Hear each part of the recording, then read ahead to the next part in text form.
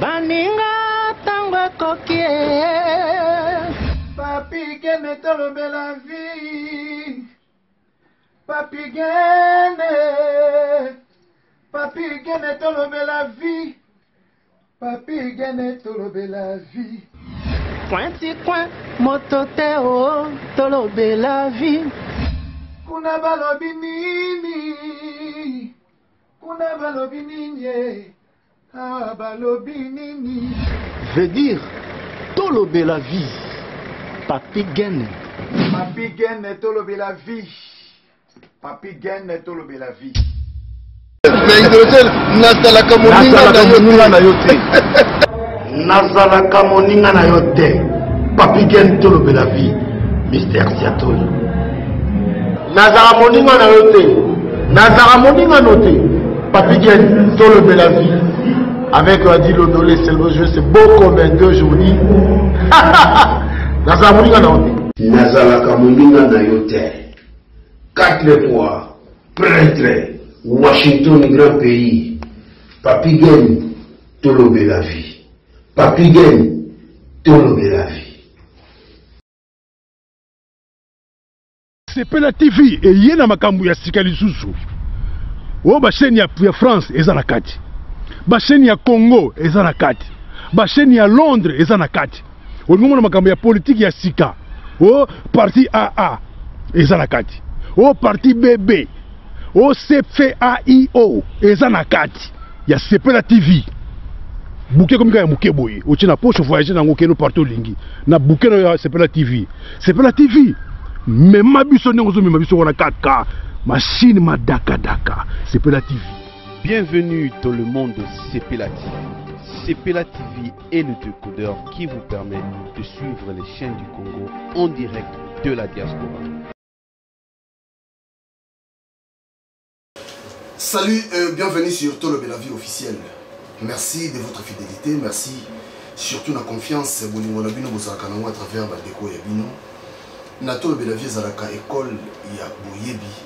Souci majeur na biso ezalaka que ceux qui otali émission na biso o tikata na moyo komoko. Voilà. Alors merci na bino nyoso bato bobenga na biso, surtout bato bopesa biso ba conseil, surtout bino. Et merci à la grande équipe à Tolobe la vie, l'honorable 4 fois prêtre Washington, campagne Dominique, merci Nayo, merci Eric Shimanoka, merci Napino Agostino Masosa, merci Nabana membre tout. Lelo, Naza Namoko, Mouton Ayambi, je crois que Aza Moupayate, car confinement des salis qui moi la pandémie c'est vraiment que et à moi temps Naza Mouton c'est qui m'a donné comme parce que Aza vraiment un message. Mon attend tous alliés il faut tout comprendre. Encore une fois là il y a bien tout meka ko solo la nayi. Aza évangéliste tout meka tout solo na l'évangéliste Rodrigue. Na meka tout tient le point sur les i. Les lots to solo sur ni déjà. Eh bonjour déjà pardon. Bonjour mon frère, n'a pas molinza mais encore une fois na émission na biso puis na chaîne na biso ya Tolobe la vie na pesi yo merci pe nzamba pambola ba abonné nyonso bandeko nyonso o basola na biso na moment oyo. Merci beaucoup pour na ba conseil ba prière na bino. Merci parce que bo bengaki bo lukaki biso vraiment par la grâce de Dieu nous sommes là nzamba prêter biso un souffle de vie vraiment na pamboli nzambe makasi. Voilà évangile mais quand on conception lelo to sur la surnie. En tout cas, mon frère n'a pas mouru encore Nzambe pour banata la prière. Puisque Seigneur, nous te bénissons, nous te glorifions parce que tu es Dieu. Merci pour ta présence, cher Saint-Esprit, dans le nom de Jésus-Christ de Nazareth. Nous avons ainsi prié. Amen. Amen. Gloire au Seigneur, mon frère n'a pas mouru Nzambe parce que tu sais, nous sommes des gens que Nzambe a tindi biso pour toi apporter message. Tu peux sa message, il y a vie pendant que ma cambozo comme grave. Pendant que le monde est comme une pression, pendant que ma cambiamabé est comme trop plus que ma cambiamala. Et pendant que j'ai prié beaucoup pour cette génération, j'ai prié pour les gens, et j'ai prié comme aussi je suis responsable de l'église, Dieu nous a révélé à ce qui concerne les discernements. Frère papi, oui, tous en attendent mon ceux qui ont un discernement, okozala victime ya makambo ebele na vie. Aujourd'hui, ce que ça n'a discernement, tu vas rester toujours au lelaka na vie, na pe okosala ba erreur ebele si tous les domaines na vie ya mutu. Na bonzambe, même na vie quoi, même na mabala, même na misala, même na makambo politique, ce qui discernement ezate frère, tu peux voter n'importe qui pour faire n'importe quoi et c'est le peuple qui vont pleurer. Ce qui n'a pas le discernement ezate, okobana ko changer pe ka basi ko changer mibali ko changer et jusqu'à ce que vie na yo kozala détruire. Même na kata bonzambe, ce que ça a discernement, on peut se confier dans n'importe qui, n'importe quel passé, n'importe quel prophète et demain, au courant le bamakamwanzambe, au lignam au lissusute. C'est pourquoi Bible frère, parce que j'avais aussi beaucoup des appels, évangéliste, nous sommes là, je suis là seulement pour apporter la lumière. Je ne suis pas là pour condamner les gens. Nous sommes là pour amener la vérité. Parce que Christ, c'est la vérité. Tu ne peux pas parler de Dieu sans la vérité. Tu ne peux pas parler de Dieu sans l'amour. Puisque l'amour, c'est la nature de Dieu. La vérité, c'est aussi la nature de Dieu. Hier soir, je suis le chemin, la vie et la vérité. Donc nous sommes là pour apporter la vérité. Et à ce qui concerne ce discernement, toujours temps d'abord Bible dans Romains chapitre 12, verset 2. Et au Bible, je vous exhorte donc, frères, par les compassions de Dieu, à offrir vos corps comme un sacrifice vivant, saint, agréable à Dieu, ce qui sera de votre part un culte raisonnable. Ne vous conformez pas au siècle présent, mais soyez transformés par le renouvellement de l'intelligence, afin que vous discerniez, frère papi, vous discerniez quelle est la volonté de Dieu, ce qui est bon, agréable et parfait. Tout le monde va vite discerner quelle est la volonté de Dieu. Ce qui est bon, agréable, n'a pas parfait. Pourquoi? Parce que nous sommes dans une génération, les gens maintenant, se perdent, comme on dit, les gens sous-soutés. Donc, comme une génération, on réfléchir sous-soutés. Sentiment et comme ma casse. Dans tous les domaines, c'est pourquoi tout le monde a échoué beaucoup, frère. Il y a d'autres choses qui manquent de discernement. Pourquoi? Parce que le discernement est la faculté de bien juger ou de bien éprouver, bien distinguer clairement des choses saines. Frère, examiner les choses. Il y a une Bible, il faut te renouveler. Pourquoi? Les autres, comme dans la génération, et ça, c'est bien. C'est quoi le discernement na évité avant parce que obi so talibi on a pena que ba to belé au petam suba bala là-bas c'est-à-dire au bali moi si moko boye aux avez le discernement sur moi si wana tout le bon oui si vous dossier mabale belé bezo kufa na bozangi discernement manque de discernement à l'anda qui sentiment puisque on se marie pas au bala kapona bolingo discernement c'est quoi mutu kozongo ndenge mutu pozo discernement c'est d'abord la parole de Dieu discernement ça le coup la code de la route aussi oui pour yeba oyeba ko distinguer ba panneau na nzela faut tant la code. Mais tant que yo ozo tant la parole, comment tu dois faire la volonté de Dieu? Parce que discernement est que soumayo pour osa la volonté ya Nzambe. Volonté ya Nzambe d'abord dans le domaine ya libal. Et ça l'homme quittera son père et sa mère s'attachera à sa femme. Donc ceux qui m'ont quitté libota na pour akomana mwasi. Abandi vi mususu bake arozon asusu na famille. Et le col a ata muto famille. Mais akozon asune à s'attacher na mwasi ba sali vi mususu. Et aujourd'hui, beaucoup de gens, pourquoi manque de discernement, alors qu'il n'y a pas il ne fallait pas avoir. Pourquoi? Azalaki n'a pas sentiment moko. Parce que nous avons deux sortes de sentiments. Tous ont un sentiment moko noble et puis tous ont un sentiment insensé. Sentiment noble, c'est sentiment il y a bien, sentiment digne. Dans Bible, les chrétiens ont bazalaki na sentiment noble, il y a qu'on vérifier l'écriture, il y a qu'on tangaga ma commis. Et ça sentiment, mais il est noble. Bas sentiment indigne, bas sentiment infâme. On te bezali, bas sentiment buzo bezali. Au moins à moi si mon côté frère, mon côté aligné comme mon bali, pour qu'à apparaître naï. Il y a est-ce que il va la bonne gourmet. Et vous mettez pourquoi source nango à discerner même pas. Au moins mutum soit koya koye biso non ndenge na zalia na zana processus ya divorce to koma na parti na ko kabwana mwasi nanga. Ozela e boboti bakabwana kapete. Tu vois des sentiments comme ça, ce sont des sentiments honteux, ce sont des sentiments indignes. Donc quelqu'un qui s'engage avec quelqu'un qui est déjà engagé. Pourquoi pas dans bas sentiment, pourquoi pas dans la société, à lui qui a besoin quelque chose, à consommer ça qui a Moschino, à consommer ça qui a dit oh ça coûte 1000 €, à consommer je ne sais pas quoi encore. Des sentiments comme ça, c'est pourquoi beaucoup de gens échouent. Il y a un discernement, nous devons discerner les choses. Nous devons discerner les temps. Tant autre commune et ça sous temps il y a pour blaguer, et ça sous temps il y a récréation, puisque nous voyons comment le monde est communé. Nous voyons que le mal domine. Et mon frère, laisse-moi te dire que mon kilezo qui est encore plus en plus ma besoin de sous ma casse. Donc, et l'eau que vous changez, c'est le moment, chacun de nous doit se ressaisir pour azon en Angela. Tout ça, la volonté en Zambé, pour tout ça, la macambia bien dingue, la Bible, discerner quelle est la volonté de Dieu et faire ce qui est bon, agréable et parfait. Donc, il y a des choses qui doivent être agréables, macambia bien. Il y a des choses qui doivent aussi être parfaites. Elles en ont une perfection, elles ont une propre.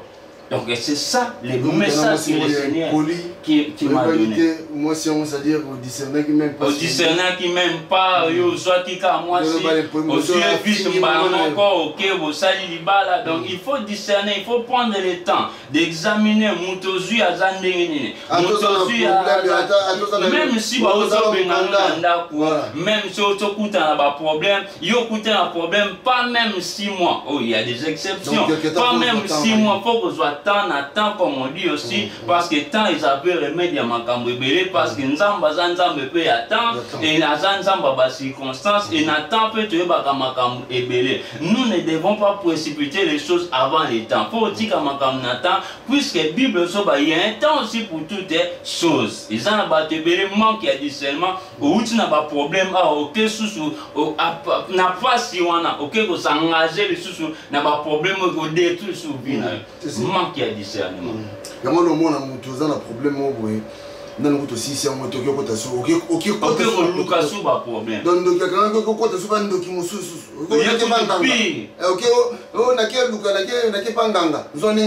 un Ozomona frère papi na même un message de bela évangéliste na tinda gimbongo na pasteur moko boy na kin un pasteur amalinga mo. Vous savez ce qu'on a discernement te moye ba muta malamu exacte Bible zo bana biso papa Bible zo bana biso to yeba na misan. C'est pourquoi c'est très important d'examiner même les écritures. C'est très important il y a un discernement au travers écriture en Zambie puisque tant vous dans la Bible on peut comprendre tant vous autant à code de la route, mon frère, on peut comprendre des panneaux ou une la tsanini, signaux ou une la tsanini. C'est là qu'on comprend. Et c'est difficile pour ça l'accident, puisque il y a des gens qui ont 30, 50, côté ils ont 70. Donc tu ne peux pas dépasser parce que ça réglementé. Mais tant que yo osa pour vérifier crédibilité, on vous en a discernement. Mais ce que sont bien, mingi sont bien pensé au moment que bandeko surtout ebele bana Angola na iba osaka na bana basi ya makasi waka prophète moko boye pasteur moko boye babandeki na makambu ya molimo akokomi bomo benga na bébé sikoyo bandeko basi ou ba sœur pour nini peka bato bakota ka pa ba sœur pourquoi c'est que ba sœur ça c'est-à-dire discernement pas na bango za raté deux années au juste oui frère papi comme je viens de dire ba sentiment zo bon bato ebele. Il y a des gens peut-être à salir, à un problème pendant qui n'a moutou bakabwani, tellement ça n'a passion, n'a souci, elle peut aussi se laisser comme ça. Elle peut se laisser bako ça y est, n'a souci, à quoi qu'on sera n'importe quoi. Or que moutou a un discernement à aussi la volonté en Zambie. Bible zoba dans toutes les circonstances, tout comme il s'en Zambie. Il y a des circonstances qui sont tout le Zambie. Zambie vraiment il y a solo zali. Faut pas faire. Basa Nzamba solo basa. basala nzamba le kutape bazalaka. Parce que s'il y a les vrais, il y a aussi les faux. On ne peut pas dire qu'il y a les faux sans les faux. On ne peut pas dire qu'il y a les vrais sans les faux. Parce que les gens c'est parce que yeso ba benga zaka na mangenge. Mangenge ngango ya bango toye babate. Tous les jours, atazana bis na taxi bis ana mangenge. Atazana na ndako azani kana mangenge. Donc pourquoi? Parce que azana posa ya mbom. Et beaucoup de gens se sont fait enrôler, beaucoup de gens se sont détruits à cause de makambwana. Ba prophétie ma BP pesa maki, ba orientation ma BP et pesa maki. Pourquoi? Ba tout ba komanga bazana posa prophétie. C'est pourquoi Bible zo ba na biso to boya ka prophétie te mais to examiner prophétie. Ba ko pesa o prophétie que o mobile no zando. Mais il faut examiner. Mon bayo na kwanda na mon bayo na botne a cause andoki na point nini. Il faut nga oyeba ota côté nini yo moni kino kindoki ko ça puisque ba œuvre de la samuto azandoki.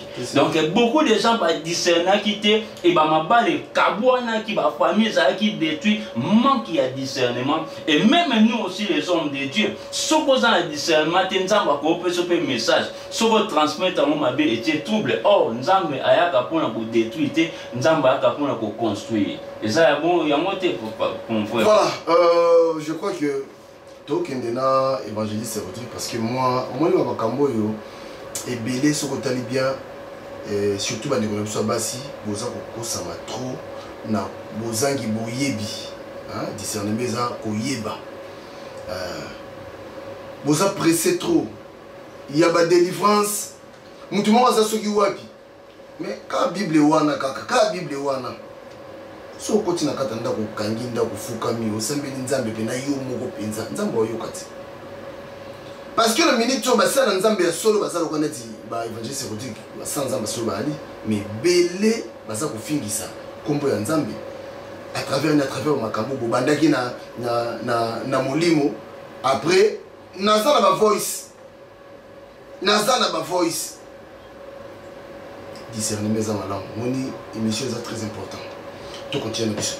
Vraiment, il y a mon asso senga bana nzambe. Il est temps de bana ko discerner. Même temps aux ça là va faire. Faut ba ko discerner affaire nini ozo sala. Ba cop nini ozo sala. Tant ozo le ko sala même formation. Faut lui moi ba formation nini ozo sala. Puisque tu sais pas besoin ba tu soit sala formation cuisine. A sala formation ya ba koko. A sala formation peinture. A sala formation tala sala ba formation. A sala beloko pe et beloko mon. Mais a sala na ba diplôme ba cuisine ya ba tout aza. C'est pourquoi faut y ba kozana discernement parce que discernement est orienté yo et ko sunga yo pour s'épanouir peut vivre yo ezala stable puisque sans un discernement au ça n'importe quoi disons et jusqu'à ce que ça la vérité. Donc c'est très important discernement. Nous devons discerner la façon la biso ko vivre en ndako. Tu faut de discerner la relation la biso relation ni au koza na ngo nani ko partager puisque ba camarade ya mabe bazali ya bien fait bazala ka frère to ko battre ba camarade bazama be mais bien fait bazali mais le problème c'est quoi discerner des camarades nini oyo koki kozala na ye discerner o mibali ba koma mabe basi apote bazala non basi a bien na poto bazali bazana basi mususu lelo soko zuye vi na yo bongi frère pourquoi parce que aye na ba idée aye na vision ya bien bobanda kita musu na zéro ozupe musala stabilité côté ndako changer bokomi pe kotonga kosomba kaka na mwasi wana beaucoup de gens échouent pourquoi parce que discernement et zakozanga. C'est pourquoi on a dit ça va frère, bah c'est nous devons chercher le discernement na kati ya parole ya nzambe na nzela prière, na nzela Saint-Esprit le kanzambe discerner. Yebisa biso nzela ni tokende affaire ni tokoyi ko sala, ba projet ni tokoyi ko sala, comment tokoyi ko sala na bana biso pour que bazala bien. C'est très important le discernement frère papi. Et nous sommes en train pour la cause même église ya bien. Église ya bien ezateka oya bato belé to ya bato muke bonde la nzambe lo banzambe la kisanga église nini na koyi kokende puisque ozokene kosambe la nzambe ye moko nzambe za capable à révéler et sikani okoke koluka Omon puisque ça na bato belenga makambo église na lingate olingi nzambe na sambela na non yebisa nzambe puye lo ba Seigneur la kisanga pesanga disemana yeba musali na nzambe ni na ko se confier o ya ko sunganga na ba problème na zango na ba difficulté même ya couple to zango soit ya bana nani ko sunga nzambe aza capable ya ko révéler puisque Bible dit Dieu parle tantôt d'une manière et dit une autre fois papi. Et nous avons encore une autre chose de fois papi. On moni to comme une génération moko à cause d'un manque de discernement, batuba se perdre trop mon frère puisque batuba so ba distraction nous a suscité. L'internet nous a aidé et l'internet aussi est en train de détruire beaucoup de gens. L'internet détruit beaucoup de gens. Tout comme une génération, comme je disais, Batubasa Sousunet Maïe les a suscités. Batuba comme il faut soutenir Makamamabe et sans les savoir, et Batumsu Bato soutenir un peu dans Kope Kaka et Msuzuka Pope Loko Zate, Azoko soutenir au monde à frère Moko Bouye, Azako Sala Babiloko Nae, Loko la moi, un mois si comme on dit les homosexuels, Batubazo soutenir, Azapuna Babone Nae, Namba Nanzambe Msusu Foué Papi. Mutu akendaka na église azabeta musu mosali nza mais azako soutenir ba homosexuel frère et abomination frère papi. Tu sais un jour j'ai regardé sur internet na moni mutu azoko loba puisque aza homosexuel alobi kozala pe homosexuel eza lisu monté mais mon frère j'ai dit mais non si ezala ki lisu monté pourquoi nzamba tire Sodome et Gomorrhe puisque la Bible so banzamba moi qui que les soume comme qui a crié nzamba supporta qui sous-jeter un homme avec un homme et une femme avec une femme c'est très abominable nzamba supporta qui c'est pourquoi il a détruit mais aujourd'hui même les enfants de Dieu soutiennent les gens qui font ces choses là et quand tu es tenté de soutenir ces gens là tu fais partie aussi de ces gens frère papi. Quand tu es en train, Bible sur la Bible, je dirai tout le temps la Bible, tout le temps la Bible, parce que nous devons nous référer dans la parole. Frère Papi, non, nous devons discerner les choses. Même si distractueuse est belle, au gros temps un livre. Au gros temps un livre. Au gros une bibliothèque. Notre émission, on va lui donner beaucoup de l'émission, tout ça, la conception, tout ça là. On va lui donner beaucoup de machines à pression, déjà. On va aller dans la émission on a dit bah le sur la commune makambaso na malokutati mais dans la émission ouais nan balonga longo ni bilamba te okomona ba nombre de vues mutu mo afanda zo finga ne batu bile ko salanga ne mo salanga batu ba fande bele bo zolanda yi tout temps la Bible papa tout temps la Bible zo ba biso na Psaume chapitre 1 verset 1. Parce que frère, il faut que les choses changent, frère. Si les autres ne veulent pas changer, il y a aussi Élie croyait que c'est lui seulement qui était le prophète. Nzamba c'est ça 7000 sous nombre bazali baza frère. Même si autres gens va foule, on n'a pas besoin de foule. On a besoin de la Nzamba on a pour sa qualité. Quantité. Il y a on a des missions bien ça la qualité. Et ça appelle la quantité batute. Donc les faux est dominant mais les faux existent. Les vrais existent. Il y a vrai tigalaga vrai. Ah non, on a coûté musika. Tout en dans Psaume chapitre 1 Bible dit heureux l'homme qui ne marche pas selon les conseils des méchants, qui ne s'arrête pas sur la voie des pécheurs et qui ne s'assied pas en compagnie des moqueurs, frère papi.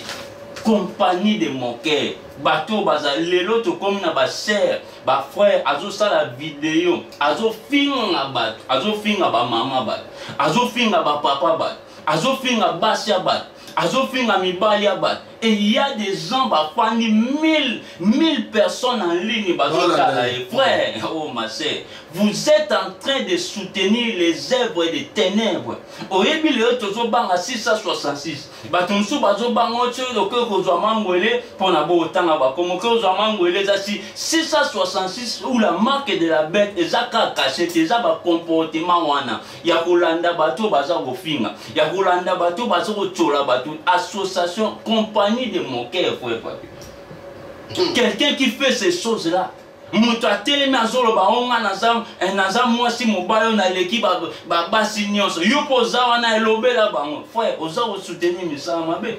Yo poza na lela yo fort, yo mutu na yo peno bomanga na tension. Oza ko soutenir des choses ya ténèbres.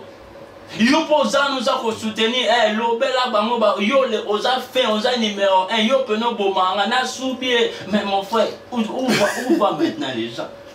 Frère papi, nous devons prêcher la vérité, frère. Nous devons prêcher la... Tu sais, c'est pourquoi moi, je porte Yesu, balinga et bangote. Je porte Yesu, nous sommes kufa mabe. Oui, que bon mabe. Yesu est mon balinga qui était. Si on te dit que Jésus balinga qui est à l'écoute, pourquoi balinga funda? Qu'est-ce qu'il avait fait?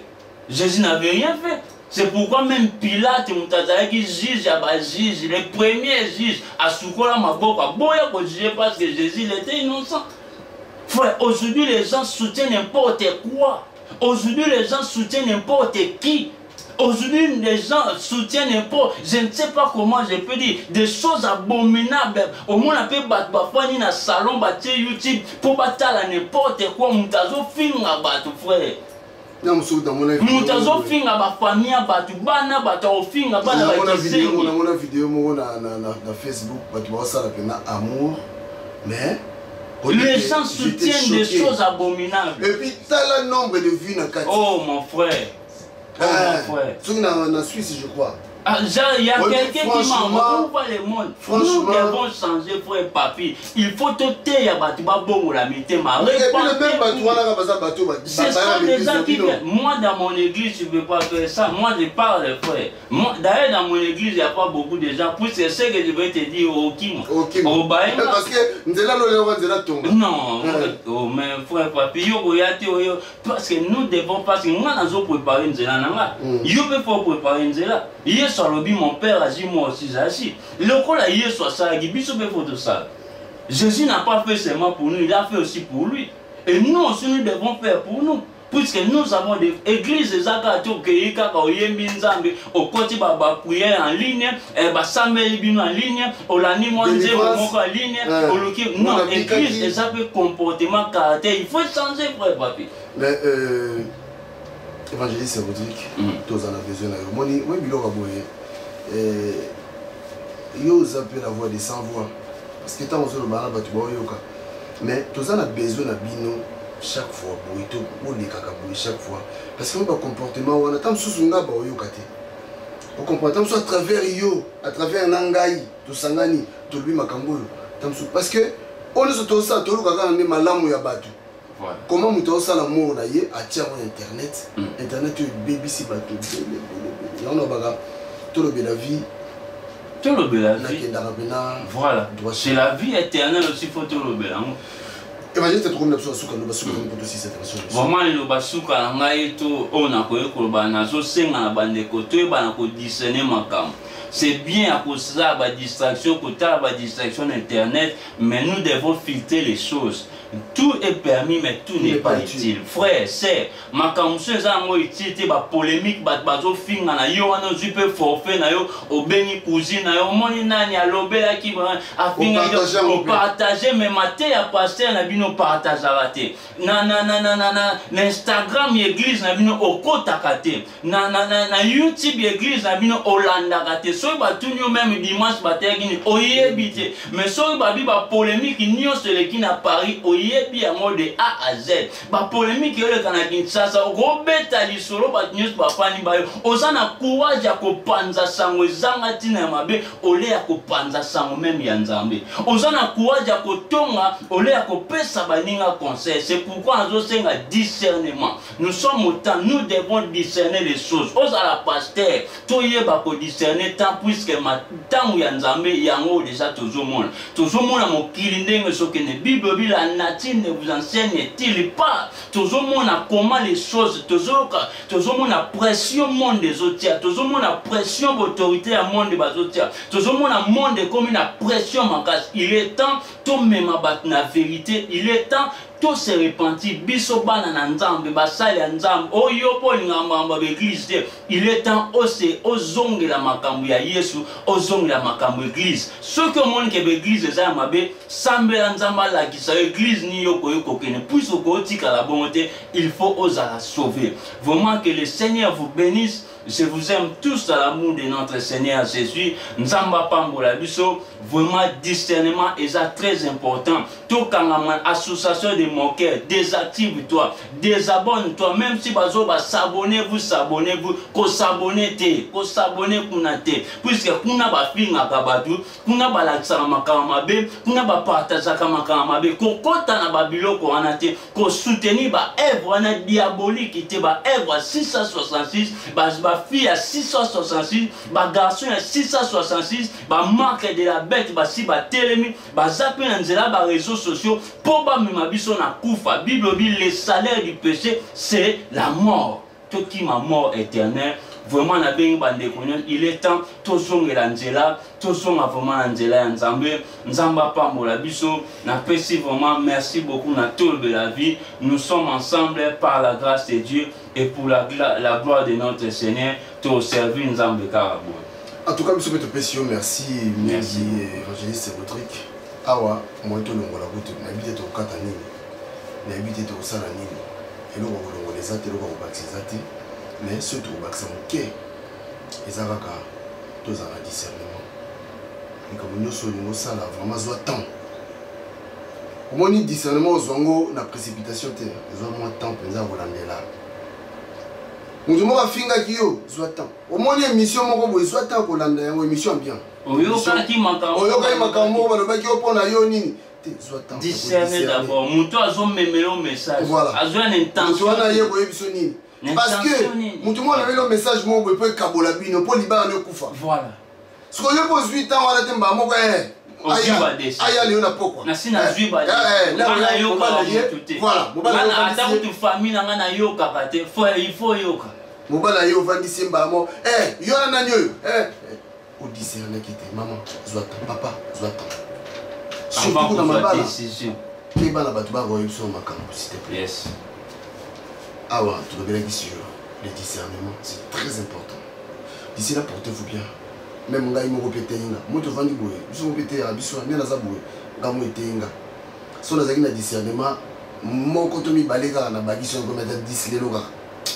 Frère papi, tu sais il y a des gens qui regrettent basina bango lelo. Il y a des gens qui regrettent ceux qui n'ont réfléchi ça qui mais tous en a papier, mais tous en a Pierre, tous en a Paul. Ah vraiment mon kilo ça malam tes frères, c'est discerner les choses. Lis la parole, puis à Dieu. Prends le temps, Dieu te parlera, tu connaîtras la vérité. Vérité et ya kaka que comme toujours. Sois temps, discerner ma œuvre, discerner ma cam. Tu verras au ça la volonté ensemble, au ça la volonté à battre. Depuis plusieurs mois, la vidéo a pris une place importante dans notre vie personnelle et professionnelle.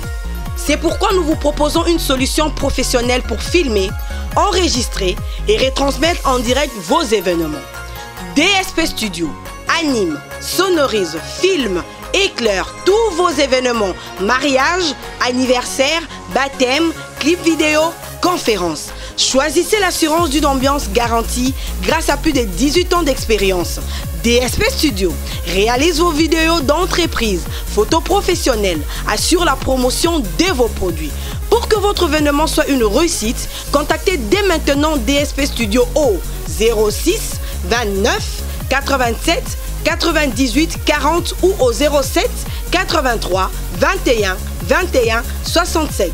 DSP Studio, duo ingénieur Steve Malungwene et Papi Gene Tolobe la vie. On va mettre la lumière.